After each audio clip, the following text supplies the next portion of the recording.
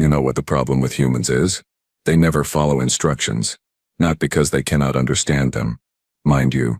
Oh no, that would be too simple, too forgiving. They refuse to follow instructions because somewhere in their chaotic little brains, they have decided that rules are merely suggestions, and suggestions are, well, things to be cheerfully ignored while grinning like maniac. I learned this the hard way.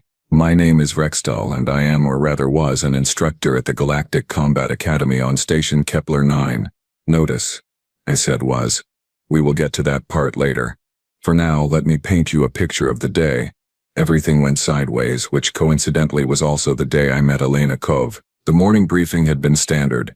37 cadets from 17 different species, all sitting in neat rows, all ready to absorb my wisdom about covert operations and trap construction. I had given this lecture 462 times without incident. My record was impeccable.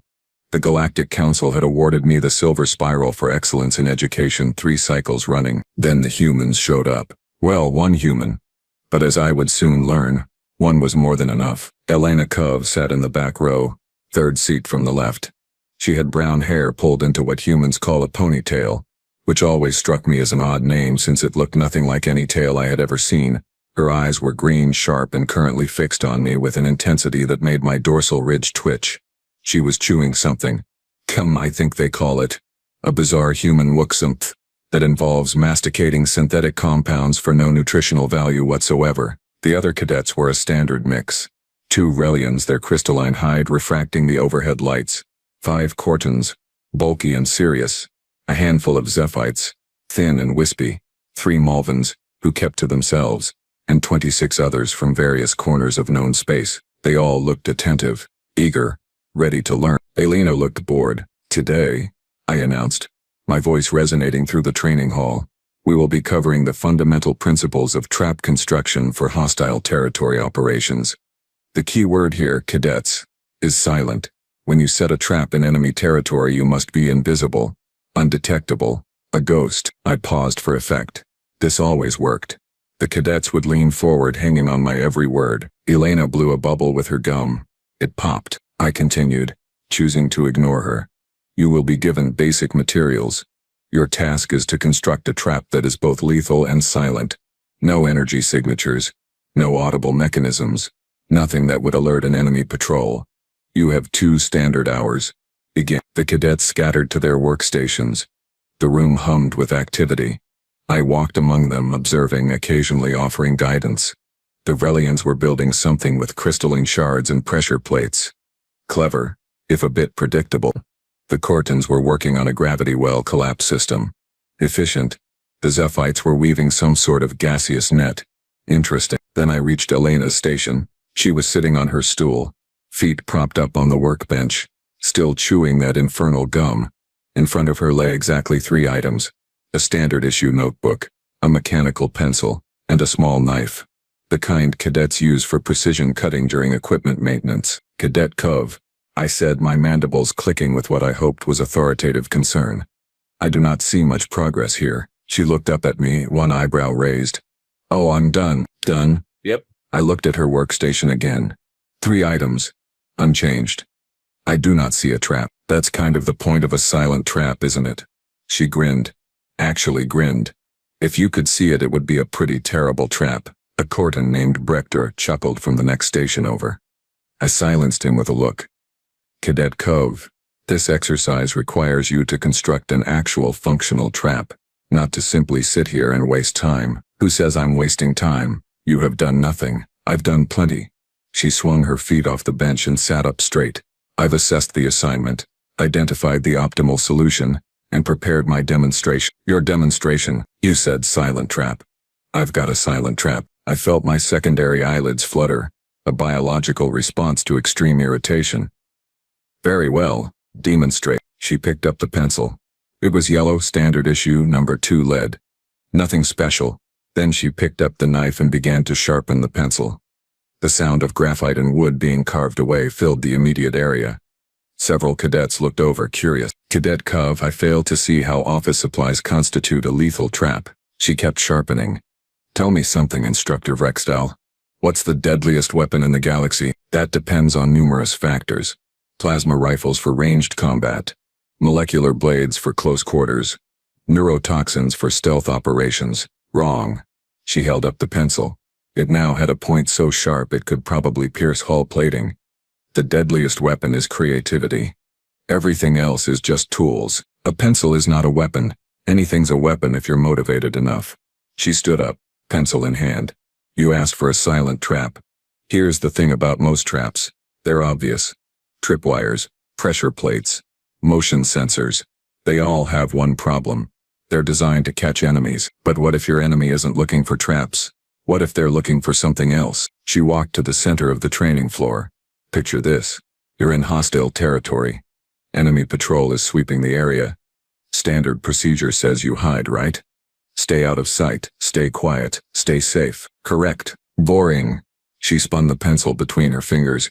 Here's what you actually do. You create an opportunity. Something small. Something insignificant. A dropped notebook, for example. She placed her notebook on the floor. Enemy patrol sees it. Intel, they think. Maybe mission plans. Maybe codes. Maybe nothing. But they have to check. So they bend down to pick it up. She knelt beside the notebook, her hand reaching for it. And while they're focused on this insignificant piece of paper, while their guard is down for just 1 second, while they think they've found something valuable, her other hand shot up, the sharpened pencil stopping just millimeters from where my throat would be if I were kneeling. You strike, silent, lethal, unexpected. The pencil goes through the soft tissue at the base of the skull, up into the brainstem. Death in 3 seconds. No gunshot, no alarm, no energy signature. Just a body and a pencil. And if anyone finds them, what do they see? A soldier who died examining a notebook. Maybe they think heart attack. Maybe they think poison. Maybe they never figure it out. But they definitely don't think pencil. The training hall had gone absolutely silent. Every cadet was staring at us. At her. At the pencil that was still hovering near my throat. And that, Elena said, lowering the pencil and standing up, is a silent trap. I should have reprimanded her. I should have marked her down for failing to follow the assignment parameters. I should have done many things. Instead, I heard myself say, "Interesting approach, Cadet Kov. However, your method relies on the enemy being curious enough to investigate the notebook. What if they simply ignore it?" She smiled. Not a friendly smile. A predator's smile. Then you make them curious. You don't just drop a notebook. You drop a notebook that's been obviously used. Pages filled with writing. Maybe some of it in their language. Maybe some of it in yours. Maybe some of it in code they can almost but not quite read. Humans have this saying. Instructor. Curiosity killed the cat. Works pretty well on aliens too. Brechter raised one of his 4 arms. But what if there are multiple enemies? You kill one with your pencil. The others would sound the alarm. Would they? Elena walked back to her station. Think about it. Your buddy suddenly collapses. Are you thinking attack? Or are you thinking medical emergency? Maybe he's having a seizure. Maybe it's poison from something he ate. Maybe it's equipment malfunction in his breathing gear. You're going to help him first. Ask questions later. That gives you maybe 5, 10 seconds. More than enough time to use pencil number 2. She picked up another pencil from her bag. Or 3. Or 4. Humans are really good at stabbing things repeatedly. We've had a lot of practice. There was something deeply unsettling about how casually she said that. The other cadets looked disturbed. I was disturbed. But I was also, against my better judgment, impressed. Your method is unconventional. My method works. Pencils are not standard military equipment. Pencils are everywhere. Enemy bases have them. Space stations have them. Even your fancy academy has them. She gestured around the room. That's the beauty of it. You're never without a weapon if you're willing to improvise. A Zephite named Celis spoke up, her voice like wind through grass. This seems barbaric. We have advanced technology. Why resort to such primitive methods? Elena turned to her. Because primitive works. Your fancy tech can be jammed, hacked, detected. A sharpened stick can't. And before you say anything, yes, I know a pencil is basically a sharpened stick. That's the point. Sometimes the old ways are the best ways. I was about to respond when the alarm sounded. Not a drill alarm. The real thing. 3 sharp blasts followed by a wailing tone that made my scales itch. Emergency protocol. The wall displays flashed red. All personnel to defensive positions. The station AI announced. Unknown hostile ships approaching. Repeat. Unknown hostile ships approaching. This is not a drill. The training hall erupted into controlled chaos. Cadets rushed toward the exits heading for their assigned emergency stations. I moved to follow them when I realized Elena hadn't moved. She was still standing by her workstation, pencil in hand, looking thoughtful. Cadet Cove, we need to evacuate to the shelters. Or, she said slowly, we could not do that. Excuse me, think about it, Instructor. Unknown hostiles. They're either pirates or scouts or the start of something bigger. Either way, they're not here by accident. Station Kepler 9 is a training facility. Not exactly a high-value target unless they are specifically targeting a training facility. Exactly. She tossed the pencil up and caught it. Which means they're coming inside. Which means we have maybe 10 minutes before this place is crawling with enemies. Which means we need to set traps. That predator smile again. Now you're getting it. I should have ordered her to the shelters. I should have followed protocol. I should have done a lot of things. But there was something about the way she said it. Something about the absolute confidence in her voice that made me pause. And in that pause I made a decision that would change everything. Very well, Cadet Cove. Let us set some traps. Silent ones. She grabbed her bag, dumped out its contents on the bench. Pencils scattered everywhere. At least 30 of them. I like to be prepared. I can see that. One more thing, Instructor. Yes, when this is over and we're not dead, I'm going to need that silver spiral award of yours. Why would I give you my award? Because I'm about to teach you what humans do best. She started gathering pencils, stuffing them into every pocket of her uniform. We improvise, we adapt, and we absolutely refuse to die quietly. The alarm continued wailing. Somewhere above us, hull plating shuddered as something large docked with the station. We had maybe 5 minutes now. Maybe. Elena looked at me, her green eyes bright with something that might have been excitement or might have been madness. Possibly both. So, Instructor, you ready to learn what a real silent trap looks like? And because I was apparently having some sort of mental breakdown, I found myself nodding. Good, she said. First lesson. Always carry extra pencils. You never know when you will need to write a really killer essay. She said that. Actually said that. While hostile forces were boarding the station. While we should have been running for safety. While everything I had taught for decades was being thrown out the window. That was my first real introduction to human combat philosophy. It would not be my last. The next few minutes would prove to be the most educational, terrifying, and statistically improbable experience of my entire career.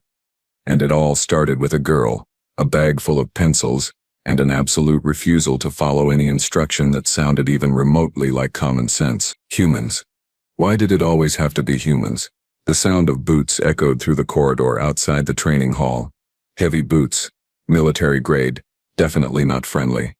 Elena held up 3 fingers, then pointed to the main entrance. 3 hostiles, approaching fast. How she knew this from just the sound of footsteps, I had no idea. Humans apparently possessed some sort of auditory witchcraft. Okay, she whispered, moving with surprising speed for someone who had been lounging around moments ago.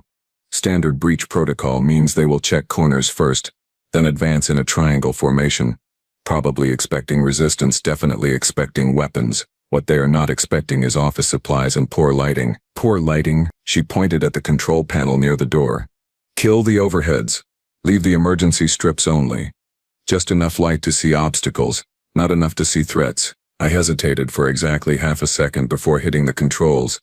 The main lights died, plunging the training hall into a dim red glow from the emergency lighting strips that ran along the floor. The space transformed instantly. What had been a bright, open training facility now looked like something from a horror simulation. Elena moved to her workstation and grabbed the notebook.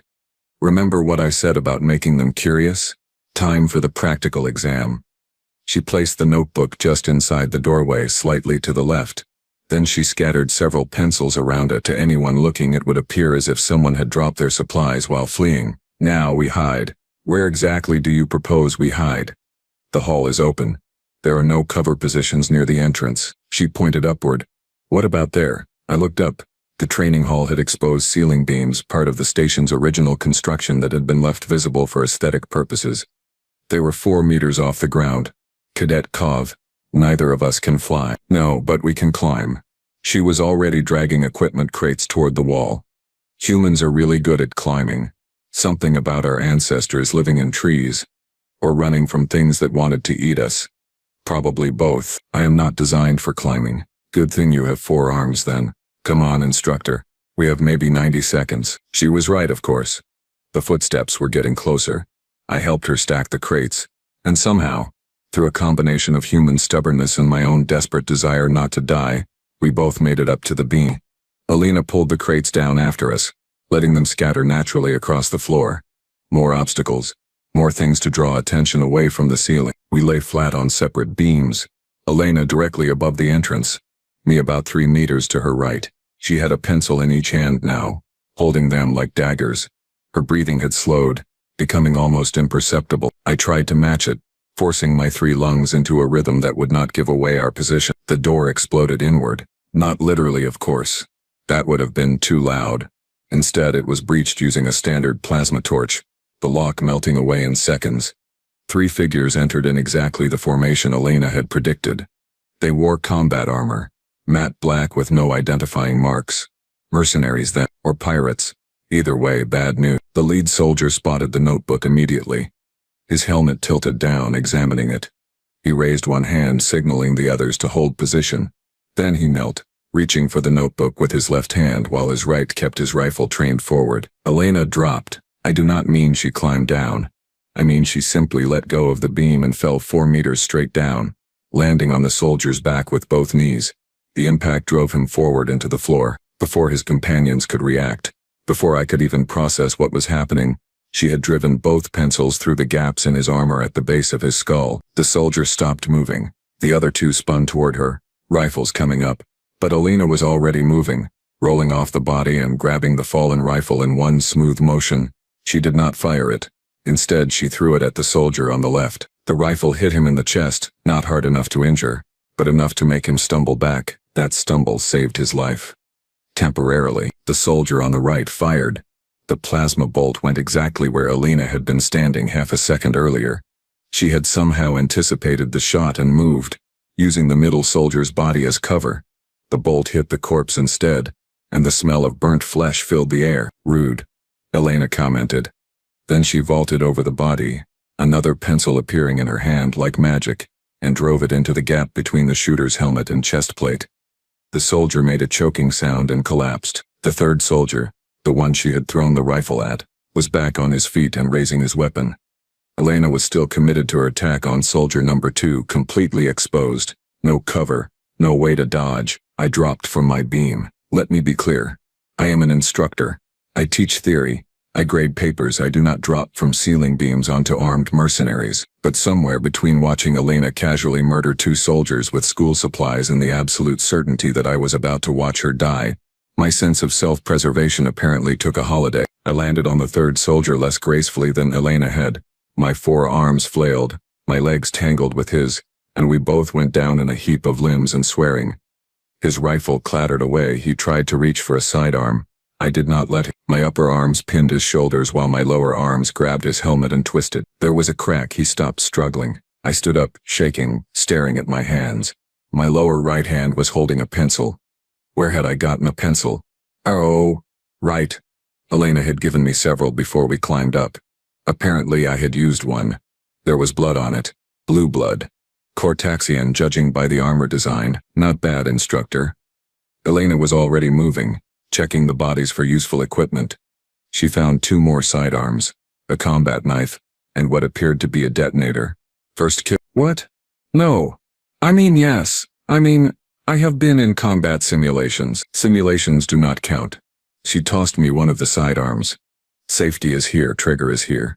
Try not to shoot yourself. Or me. Especially me. There will be more coming. Oh, definitely. That plasma shot was way too loud. Every hostile on this level knows exactly where we are now. She dragged the bodies toward a storage closet surprisingly strong for her size. Which is why we are not staying here. Where are we going? Command center. If they are hitting the station, they will want to take control of communications and defense systems. Which means that is where the main force will be.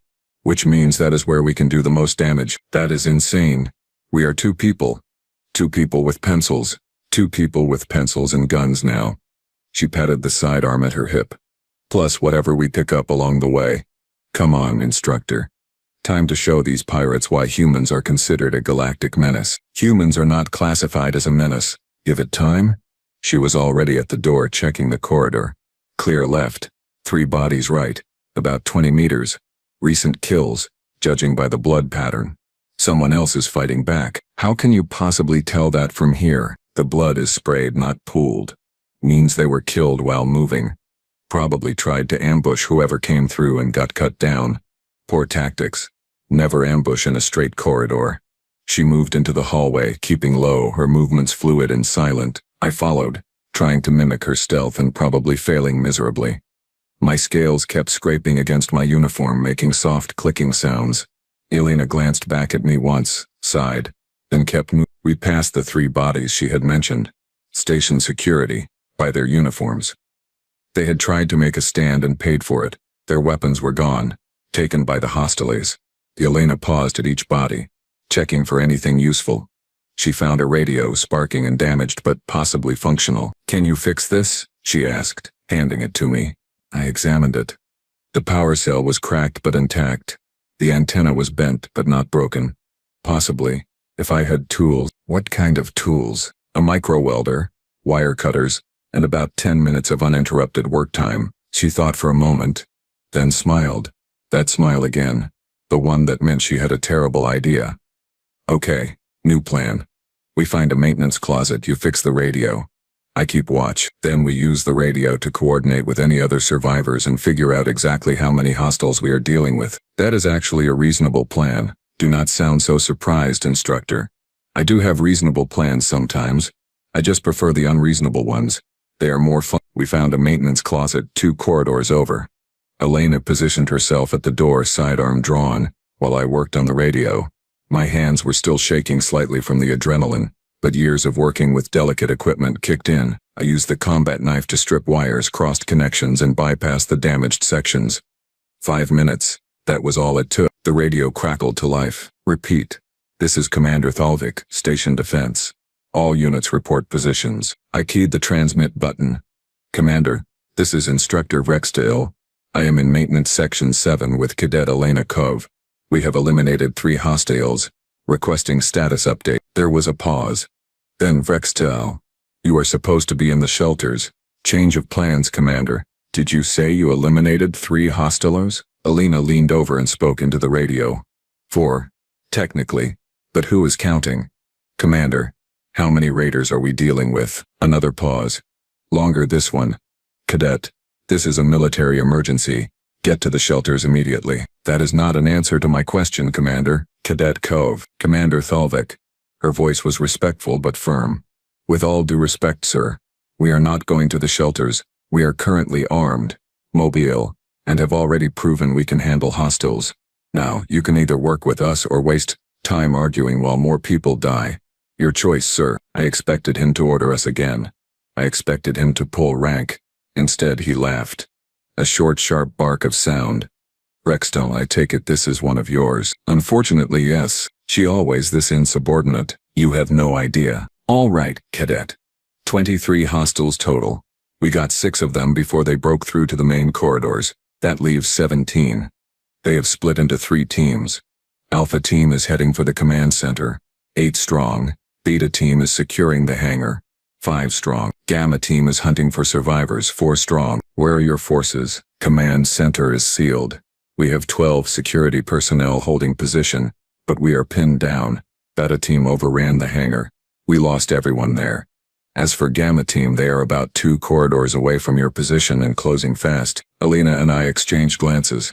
Commander, she said slowly, what if we could thin out Gamma team before they reach you? Cadet, they have 4 trained soldiers with military-grade weapons. You have a broken radio and optimism. We also have pencils. What? Long story, sir, just if you hear screaming in about 5 minutes.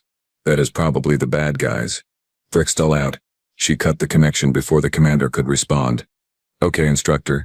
Time to prove what you learned today. I am not sure I learned anything except that humans are terrifyingly creative with office supplies. That is literally the most important lesson. She checked her sidearm. 7 rounds left. I checked mine. 9. Good. Do not use them unless absolutely necessary. We are going to need surprise more than firepower. She handed me 3 pencils, sharpened, ready to go. If you get a chance for a close kill, take it. Throat, eyes, or base of skull. Anywhere else and you will just make them mad. How are you so calm about this? She looked at me, and for the first time since the attack started, I saw something other than confidence in her eyes. There was fear there. Not much, but enough to know she was not the invincible warrior she pretended to be. I am not calm, Instructor. I am terrified. But fear is just another tool. You can let it control you, or you can use it. Humans chose to use it a long time ago. That is why we survived when bigger, stronger, faster things wanted to eat us. We got scared, and we got creative. That actually makes sense. Do not sound so surprised. Now come on. We have 4 hostiles to ambush, and I have a really good idea involving a fire suppression system and absolutely no regard for safety protocols. We moved through the corridors like ghosts. Or rather, Elena moved like a ghost. I moved like a ghost who had eaten too much and was wearing shoes that squeaked. But I was trying. The sound of boots echoed ahead of us. Gamma team. Approaching. Elena held up 4 fingers, confirmed, then she pointed at a junction ahead where 3 corridors met. That is our kill zone, she whispered. I trigger the fire suppression system. The foam obscures their vision. We hit them from 2 sides. That foam is meant for chemical fires. It is incredibly slippery. I know. That is the point. She moved to the control panel and started accessing the fire suppression system. Her fingers danced across the interface, way too fast for someone who had supposedly never seen this system before. You take the left corridor. I will take the right. When they come through, wait 3 seconds after the foam deploys. That gives it time to spread. Then we move. This is insane. This is effective. There is a difference. She finished her work on the panel. Ready? No. Perfect. Neither am I. She hit the activation button. Alarms blared. Red lights flashed. And from ceiling nozzles that had probably never been used in the station's entire operational history, thick white foam began pouring down into the junction. It spread fast, covering the floor, rising up the walls, filling the space with a substance that was part fire retardant, part industrial lubricant, and all kinds of hazardous. Shouts came from down the corridor. The hostiles had heard the alarm. They were coming. 4 shapes appeared in the foam, pushing through it. Weapons raised, visors scanning for threats. Elena counted silently. 1, 2, 3. Then she moved. She did not run. She slid. Actually slid across the foam like it was ice. Impossibly fast. Impossibly graceful. The lead hostile never saw her coming. She crashed into him feet first, both of them going down into the foam. Her pencil came up, came down, and he stopped moving. The other 3 spun toward the commotion. Their boots slipped in the foam. One went down completely. Another stumbled against the wall. The third maintained his balance and fired. The plasma bolt went wide, hitting the ceiling and sending sparks raining down. I moved from the left corridor. Not sliding. Definitely not sliding. More like controlled falling. But I reached the hostile, who had fallen before he could get back up. My upper arms pinned his weapon. My lower arms brought the pencils up. I did not think. I just acted. 2 down. Elena was back on her feet, somehow, and engaging the third hostile. He was bigger than her, stronger, and actually managing to stay upright. He grabbed for her throat with one hand while bringing his rifle around with the other. She ducked under the grab, came up inside his reach, and drove her pencil up under his chin. 3 down. The 4th hostile had recovered his footing. He aimed at Elena's back. No time to shout a warning. No time to think. I threw my pencil. I have no idea how it actually worked. Pencils are not designed to be thrown weapons. They are not balanced. They are not weighted. They are literally just wood and graphite. But somehow, by luck or desperation or whatever forces in the universe occasionally favor the stupid and brave, that pencil flew true. It hit the hostile in the eye slit of his helmet. He screamed. His rifle discharged into the ceiling. He stumbled backward, pawing at his face. Elena spun, assessed the situation in half a second, and finished what I had started. 4 down. We stood there in the foam, breathing hard, covered in white chemical residue and blood. The corridor was silent except for the still blaring fire alarm and our ragged breathing. Did you just throw a pencil? Elena asked. Apparently, that was the most ridiculous thing I have ever seen. And it worked. I am as surprised as you are. She laughed. actually laughed standing there in the aftermath of violence and chaos. Instructor, I think you might have a future in creative combat applications. I think I need to lie down. No time. We just cut Gamma Team down to 0. That leaves 17 hostiles. But they know we are here now. They are going to come looking. We need to move. She was right, of course. Already I could hear more boots. Lots of boots. Lots of very angry boots. We stripped the bodies of weapons and equipment, grabbed every advantage we could find, and ran. The next hour was a blur of corridors, ambushes, improvised traps, and more creative uses of pencils than any writing implement should ever have to endure. We met up with Commander Thalvik and his surviving security team. Together, we mounted a counterattack that was equal parts military strategy and complete insanity. Elena taught me things that day. How to use cleaning supplies as weapons. How to turn environmental systems against invaders. How to make a stun grenade from a fire extinguisher and a maintenance drone. How to fight like your life depends on it, because it does. But also how to fight like you are having the time of your life. Because somehow that matters too. By the time reinforcements from the nearest military station arrived, we had eliminated or captured all 17 remaining hostiles. The station was secure. We were alive, and I had a new appreciation for both humans and office supplies. As I sat in the medical bay afterward, being treated for minor injuries, Commander Thalvik approached. Instructor Vrextal, I am putting you and Cadet Kov up for commendations. What you did today was extraordinary. Thank you, Commander. But I believe the credit belongs to Cadet Kov. She was the one who refused to hide. Where is she, anyway? I pointed across the bay. Elena was sitting on a medical bed, still covered in foam and blood, calmly sharpening another pencil with that same knife from the training hall. She looked up, saw us watching, and grinned. That woman is going to be famous or infamous, the commander muttered. Possibly both. I suspect you are correct. Later, after the statements had been taken and the reports filed, I found Elena in the training hall. She was cleaning up the scattered pencils, putting them back in her bag. I approached slowly, still not entirely sure what to say. Cadet Kov, Instructor, today was educational. That is one way to put it. I believe I owe you an apology. When you first explained your trap concept, I thought you were being frivolous. I was wrong. She zipped up her bag and turned to face me. You know what the real lesson is, Instructor? It is not about the pencils. It is not about the traps. It is about adaptation. The ability to look at any situation, any environment, any tool, and figure out how to survive. That is what humans do. That is what we have always done. And that is what I hope I taught you today. You did. Though I suspect my teaching reviews will never be the same after this. Hey, at least now you have a great story for your next 463 lectures. Indeed. I paused. Cadet Kov, you mentioned earlier that you wanted my Silver Spiral Award. I was joking. Mostly. Nevertheless, I removed the award from my uniform. It gleamed in the emergency lighting, the symbol of 3 cycles of perfect teaching. I handed it to her. I think you have earned this more than I ever did. She looked at the award, then at me. For a moment I thought she might refuse. Then she took it, turning it over in her hands. Thanks, Instructor. But you know what? You keep it. What you did today, dropping from that beam to save me, that took real guts. That took adaptation. You earned this thing all over again. She handed it back. I took it, feeling oddly emotional. Perhaps we both earned it. Deal. She offered her hand, a human gesture of agreement. I took it, careful not to crush her fingers with my grip. So, same time next week? I was thinking we could cover explosive devices made from lunch trays. Absolutely not. Oh, come on. I have diagrams. No, your loss. We walked out of the training hall together. Instructor and student, survivor and survivor. Behind us, a few forgotten pencils lay scattered on the floor. Just ordinary pencils. Just simple tools.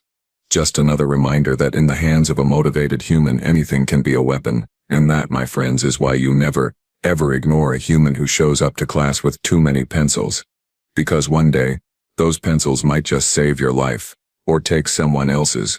Depends on which side of the sharpened point you are standing on. The station returned to normal operations within a week. Classes resumed. Life went on, but I never gave that trap construction lecture the same way again. Now, whenever I reach the part about silent traps, I always mention pencils. The cadets think I am joking. I let them think that, but Elena knows. And somewhere in the galaxy there are 17 pirates who learned the hard way that the deadliest weapon is not the biggest gun or the sharpest blade. It is creativity. It is adaptation. It is the willingness to look at a pencil and see not just a writing tool but a means of survival. That is the human way. That is the lesson Elena Kov taught me on the day the station was attacked. And that is why, despite everything, despite the chaos and the danger and the absolute insanity of it all, I would not change a single moment of that day. Well, maybe I would have preferred fewer fire suppression foam stains on my uniform. That stuff never really washes out, but other than that, no regrets. After all, I survived. I learned, and I have one incredible story to tell. Also, I now carry a sharpened pencil in my pocket at all times.